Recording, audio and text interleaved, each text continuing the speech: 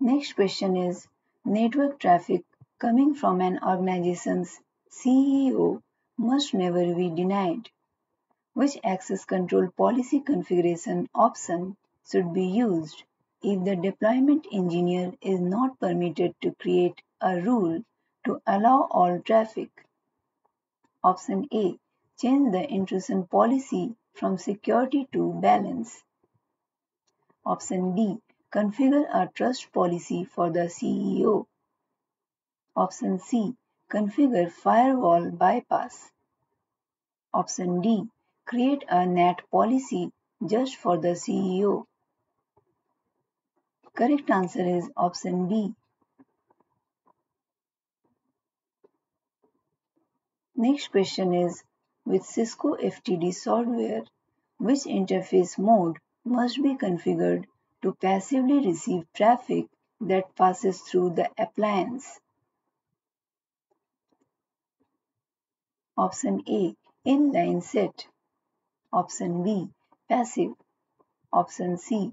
Routed. Option D. Inline tap.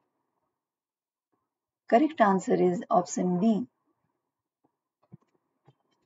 Next question is, which two OSPF routing features are configured in Cisco FMC and propagated to Cisco FTD? Choose two options. Option A. OSPF v2 with IPv6 capabilities. Option B. Virtual links. Option C. SHA authentication to OSPF packets. Option D. Area Boundary Router Type 1 LSA filtering. Option E. MD5 authentication to OSPF packets. Correct answer is option B and option E. Next question is, what is the advantages of having Cisco Firepower devices send events to Cisco Threat Response via the Security Services Exchange portal directly as opposed to using syslog? Option A. Firepower devices do not need to be connected to the internet. Option B. An on-premises proxy server does not need to set up and maintained. Option C. All types of firepower devices are supported. Option D. Supports all devices that are running supported versions of firepower. Correct answer is option B. Next question is, an engineer has been tasked with using Cisco FMC to determine if files being sent through the network are malware. Which two configurations tasks must be performed to achieve this file lookup? Choose two options. Option A. The Cisco FMC needs to include a SSL decryption policy. Option B.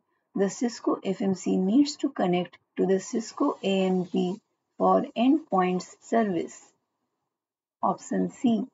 The Cisco FMC needs to connect to the Cisco Threat Grid service directly for sandboxing.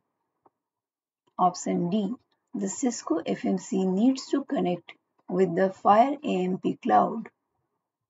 Option E. The Cisco FMC needs to include a file inspection policy for malware lookup.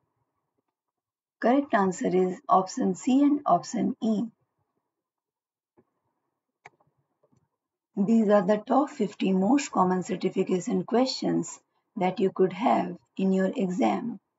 If you want to download the complete list of current updated questions, please download it from the link provided in the description.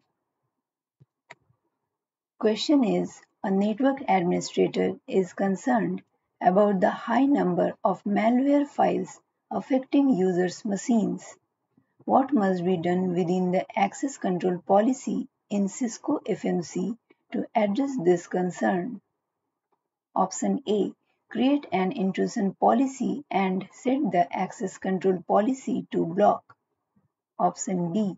Create an intrusion policy and set the access control policy to allow. Option C. Create a file policy and set the access control policy to allow. Option D. Create a file policy and set the access control policy to block. Correct answer is option D. Next question is, what is the result of enabling Cisco FTD clustering? Option A. For the dynamic routing feature, if the master unit fails, the newly elected master unit maintains all existing connections. Option B. Integrated routing and bridging is supported on the master unit. Option C.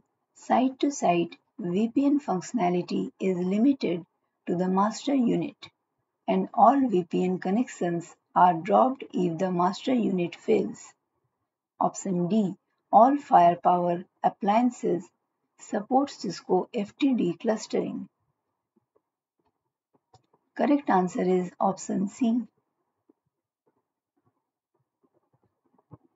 Next question is, which command line mode is supported from the Cisco FMC CLI?